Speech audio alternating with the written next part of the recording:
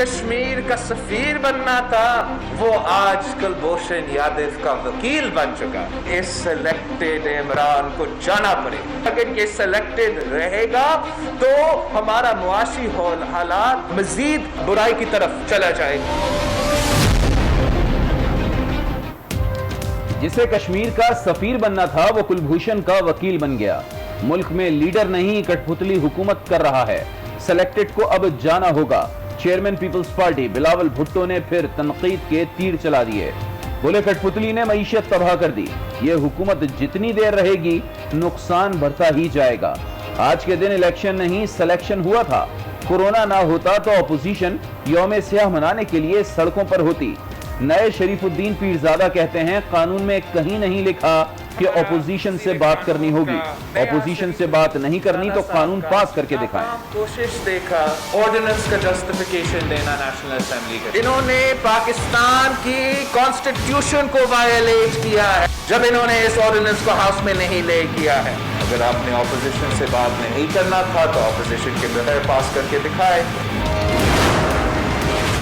کس طرح موصوف نے ایک پرچی کو بنیاد بنا کر اپنی سیاست کا آغاز کیا. اب جس کی سیاست کا آغاز پرچی سے ہوا ہو وہ جمہوریت کو کیا جانے. لیکن اس سے ایک اور نقصان بھی ہو رہا ہے کہ ان کو پاکستان کی تاریخ کا علم ہی نہیں ہے. راجیو گاندھی جب پاکستان آ رہا تھا تو اس وقت کشمیر کا بورڈ اسلام آباد سے کس نے ہٹایا تھا. 80s میں کس کی حکومت تھی؟ بے نظیر کی. جس کی سیاست کا آغاز پرچی پر ہوا وہ جمہوریت کو کیا جانے لگا. ان کے دور حکومت میں تو عجب کرپشن کی غضب کہانی تھی. مراد سعید کا چیئرمین پیپلز پارٹی کو جواب. کہا عمران خان تو کشمیریوں کے سفیر ہیں. بلاول کو تو پاکستان کی تاریخ کا علم نہیں. بتائیں راجیو گاندھی جب پاکستان آ رہا تھا تو کشمیر کا بورڈ کس نے ہٹایا؟ ریمنڈ ڈیوس کو بھی آپ کی حکومت میں چھوڑا گیا. مراد سعید نے سندھ کی صورتحال بھی بتائی. سیاست کی داستان تصاویر کی زبانی دکھائی.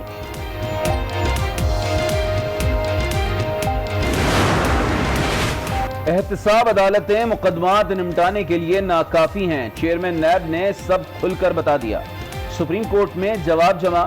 کہا کرپشن مقدمات میں تاخیر کی ذمہ دار حکومت ہے. 30 روز میں فیصلہ ممکن نہیں ہے. حکومت کو عدالتوں کی تعداد بڑھانے کا کئی بار کہا جا چکا ہے. موجودہ احتساب عدالتیں مقدمات کا بوجھ اٹھانے کے لیے ناکافی ہیں.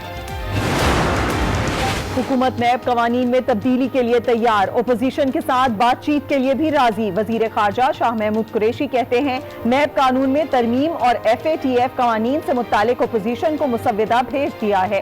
پیر کو اجلاس میں مزید بات ہوگی. سوال کیا کہ اپوزیشن کے 10 سالہ دور میں نیب قانون میں تبدیلی کیوں نہیں کی گئی. یہ بھی کہا گرے لسٹ سے نکلنے کے لیے مؤثر قانون سازی کی تیاری کر لی.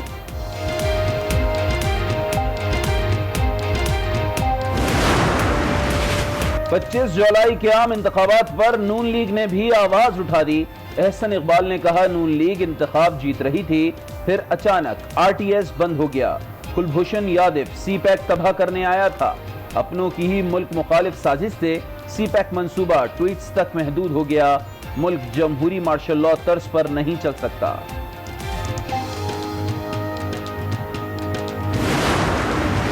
وزیر اعلیٰ سندھ مراد علی شاہ کے لیے نئی مشکل کھڑی ہو گئی. چیئرمین نیب نے DG نیب کو عید کے بعد ریفرنس دائر کرنے کی ہدایت کر دی. نیب کی جانب سے ریفرنس کی تیاری شروع. نیب کے مطابق مراد علی شاہ نے غیر قانونی ٹھیکوں کے خلاف فنڈز جاری کیے. انہیں ملزم نامزد کرنے کی حتمی منظوری چیئرمین نیب دیں گے. شرجیل انعام میمن کو سندھ روشن پروجیکٹ کرپشن کیس کا مرکزی ملزم نامزد کرنے کا فیصلہ بھی کر لیا گیا.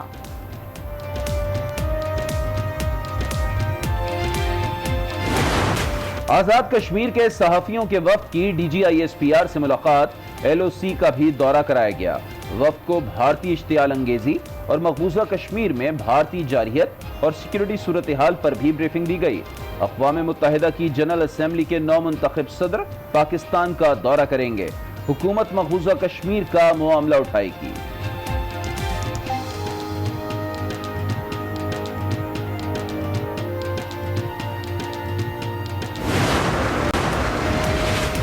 دشمن کی کسی بھی مہم جوئی کا جواب دینے کے لیے شاہین تیار. ایئر چیف مجاہد انور خار نے واضح کر دیا پاک فضائیہ بری اور بحری افواج کے ہمراہ بھرپور انداز میں جواب دینے کے لیے ہمہ وقت تیار ہے. سربراہ پاک فضائیہ نے پی ایف بیس قادری پر جاری آپریشنل مشقوں کا معائنہ بھی کیا. عملے کی آپریشنل تیاریوں اور پیشہ ورانہ صلاحیتوں پر اظہار اطمینان.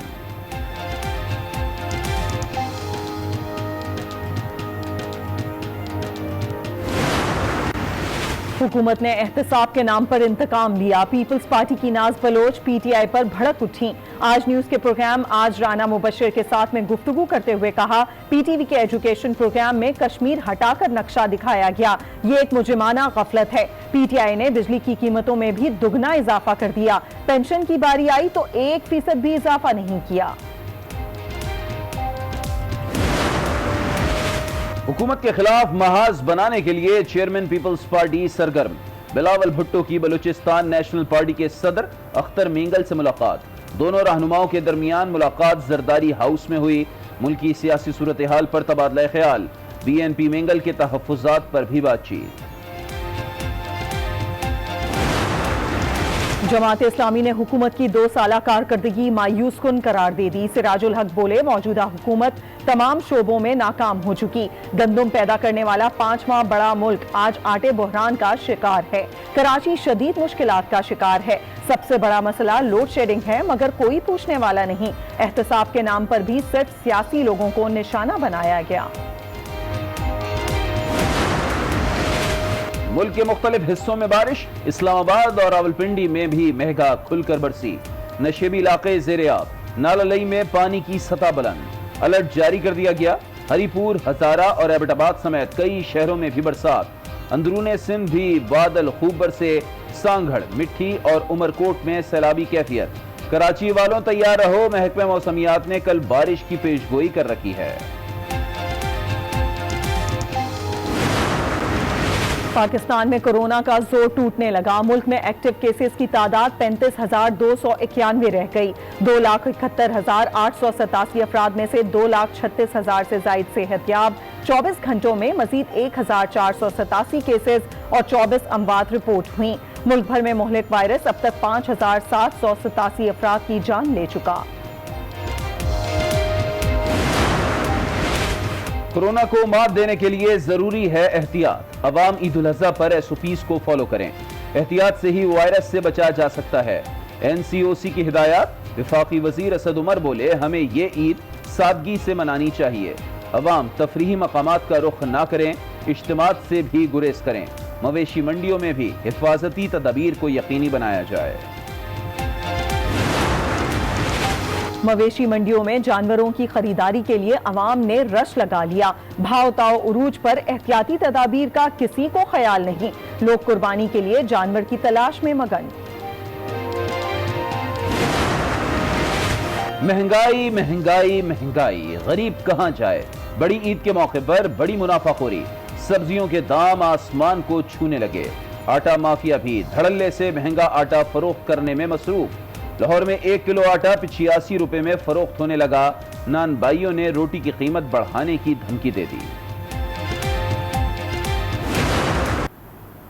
کورونا کی وار دنیا بھر میں جاری. 1,60,00,000 سے زائد افراد متاثر ہو چکے. ہلاکتیں 6,44,000 سے تجاوز کر گئیں. امریکہ میں صورتحال بدستور خراب. کیسز کی تعداد 42 لاکھ تک جا پہنچی. برازیل میں 23 لاکھ سے زائد جبکہ بھارت 13 لاکھ سے زائد کیسز کے ساتھ تیسرے نمبر پر موجود.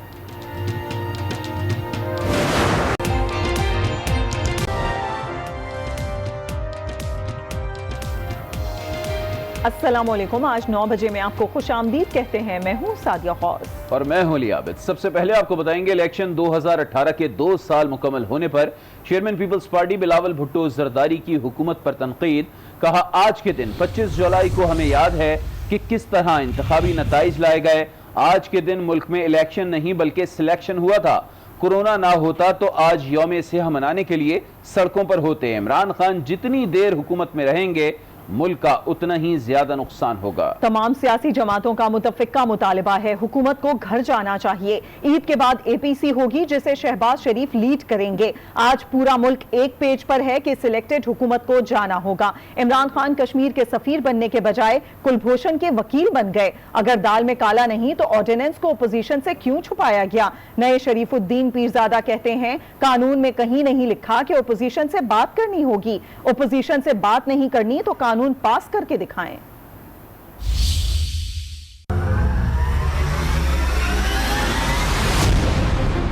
जो इलेक्शन रिजल्ट्स निकले पहले दिन से कोई लेजिटिमेसी नहीं था, और जितने दिन ये हुकूमत अब हुकूमत में रह चुके हैं, हर सुबह से ताल्लुक रखने अवाम एक पेज पे है कि इस सिलेक्टेड इमरान को जाना पड़े। जिसने कश्मीर का सफीर बनना था वो आज कुलभूषण यादव का वकील बन चुका। पाकिस्तान की मईशत को जितना नुकसान इस हुकूमत ने किया है, माजी में किसी हुकूमत ने हमारा मईशत को इतना नुकसान नहीं पहुंचाया है। इस सिलेक्शन का जो बोझ है पाकिस्तान के अवाम आज तक उठा रहे हैं, हम सब अपना रोल भी अदा कर रहे हैं। APC इंशाल्लाह ताला ईद के बाद होगा।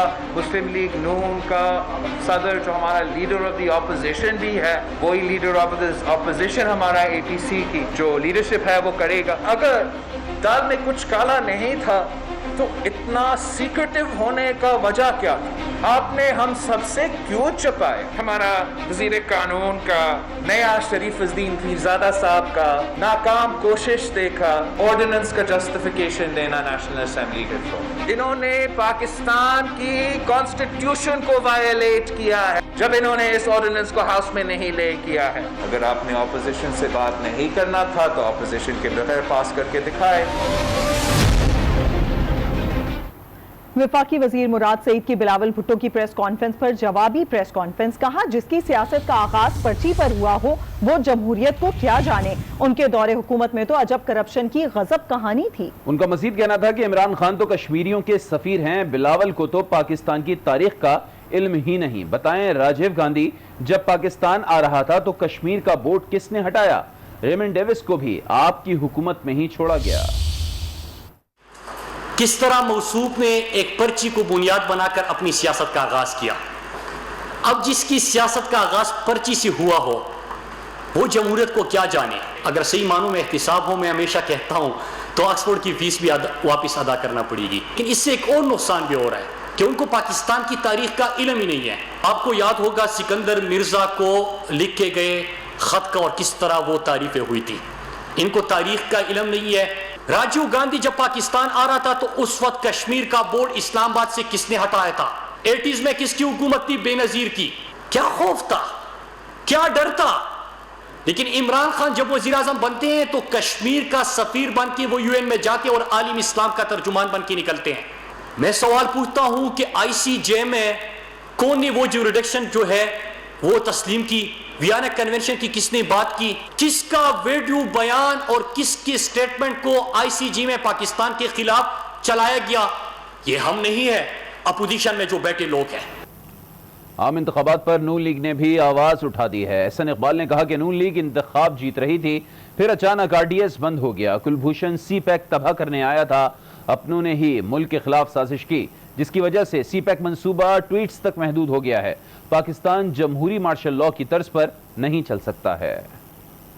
आज CPAC अमल की दुनिया से निकलकर सिर्फ सोशल मीडिया और CPAC अथॉरिटी के चेयरमैन की ट्वीटों तक महदूद रह गया है। इस हुकूमत की जो मिसमैनेजमेंट है उससे खदशा है कि दियामीर भाषा डैम का मंसूबा भी सफेद हाथी बनने जा रहा है। इस हुकूमत ने हमें वहां ला खड़ा कर दिया है कि अगर हमें दिफा पे बजट देना है तो हमें तालीम और सेहत को कुर्बान करना पड़ेगा, लोगों को भूखा और नंगा खड़ा करना पड़ेगा और उससे दिफा पे खर्च करना